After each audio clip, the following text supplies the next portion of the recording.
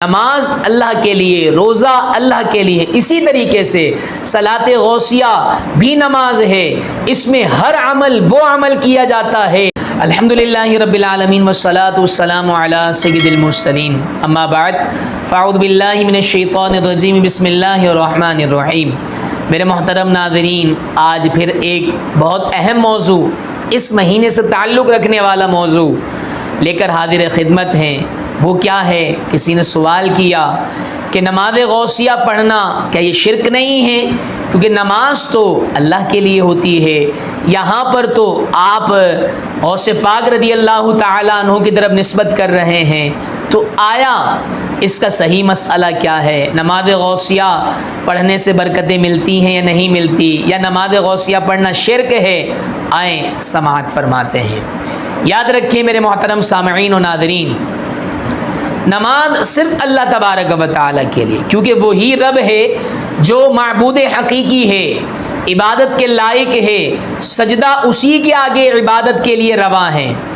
لیکن یاد رکھیں، یہاں جو غوث پاک رضی اللہ تعالیٰ عنہ کی طرف ایک نماز کی نسبت کی جاتی ہے، یہ فقط نسبت کرنا ہے۔ نماز اللہ ہی کے لیے پڑھی جاتی ہے۔ نماز کے اندر جو نیت ہوتی ہے اس کے اندر کوئی غیر اللہ کو شامل نہیں کیا جاتا، قرات کی جاتی ہے۔ قرات کے بعد جو تمام ارکان ہیں، واجبات ہیں، شرائط ہیں، فرائض ہیں، اس کی ادائیگی کی جاتی ہے۔ تو ایسا نہیں ہے کہ اس کے اندر صرف نسبت کی وجہ سے یہ شرک ہو جائے گا کہ معاذ اللہ کے لیے جو عبادت ہے وہ غوث پاک رضی اللہ تعالیٰ عنہ کے لیے آپ ثابت کر رہے ہیں، ایسا ہرگز نہیں ہے میرے محترم اور پیارے بھائیوں۔ دراصل یہ نماز غوثیہ، صلاۃ غوثیہ، یہ صلاۃ الاسراء ہے، اور یہ صلاۃ الاسراء اجلہ اسلاف سے ثابت ہے۔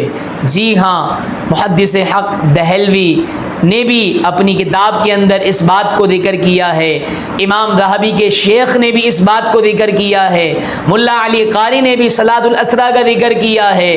فقط صلاۃ غوثیہ کی طرف نسبت یوں کی جاتی ہے کہ غوث پاک رضی اللہ تعالی عنہ نے یہ نماز، غوث پاک رضی اللہ تعالیٰ عنہ نے یہ نماز بیان کی ہے، غوث پاک رضی اللہ تعالیٰ عنہ کی طرف فقط نسبت کرنے کی وجہ سے، ایسا نہیں ہے کہ معاذ اللہ یہ شرک ہو جاتا ہے، تو ایسا ہرگز نہیں ہے۔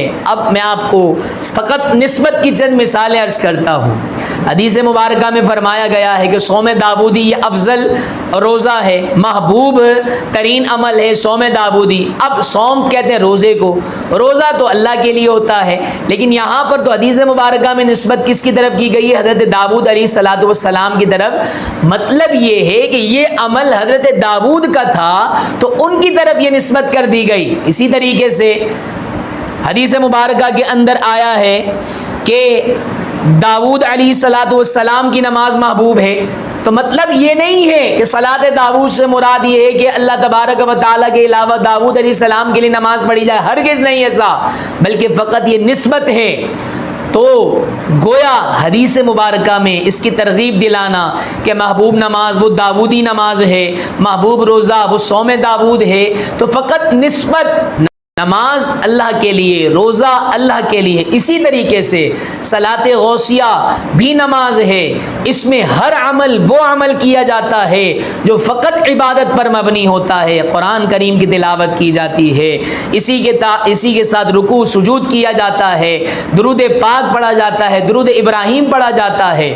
اور یاد رکھیں، حضور غوث اعظم شیخ عبد القادر جیلانی نے بھی جو صلاۃ غوثیہ کا طریقہ ارشاد فرمایا، نماز میں سلام پھیرنے کے بعد سب سے پہلے اللہ تبارک و تعالیٰ کی حمد و ثنا کرنی ہے، حمد و ثنا کرنے کے بعد رسول اللہ پر درود پاک پڑھنا ہے، اس کے بعد 11 قدم بغداد کی طرف چل کر غوث اعظم رضی اللہ تعالی عنہ کا وسیلہ پیش کرنا ہے۔ اللہ تبارک و تعالی وسیلہ اللہ تبارک و تعالی غوث پاک کے وسیلے سے، ان محبوبین کے وسیلے سے دعا قبول فرماتا ہے۔ ایک یہ وسیلہ الگ بحث ہے جو قرآن و حدیث سے ثابت ہے۔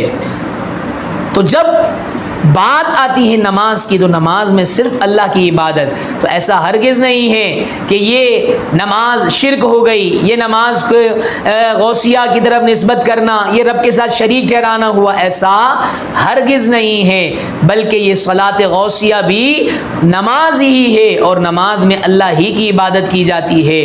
تو ایسا لوگوں کو برگلانے کے لیے کہنا کہ صلاۃ غوثیہ یہ اصل میں صلاۃ الاسریٰ ہے جو کہ اسلاف کی کتابوں سے ثابت ہے، تو پتہ یہ چلا ہماری اس گفتگو سے کہ جو صلاۃ غوثیہ ہے وہ بالکل درست ہے اور وہ اتھینٹک طریقے سے رب کی عبادت ہے۔ بس یہ ہے کہ نماز کے بعد، نماز کے خارج میں غوث پاک کا وسیلہ رب کے حضور پیش کیا جاتا ہے، جو کہ وسیلہ بالکل درست ہے۔ اللہ کریم سے دعا ہے اللہ تبارک و تعالی ہمیں علم دین صحیح سیکھنے، صحیح سمجھنے کی توفیق عطا فرمائے، آمین بجاہ نبی الامین صلی اللہ تعالی علیہ وسلم۔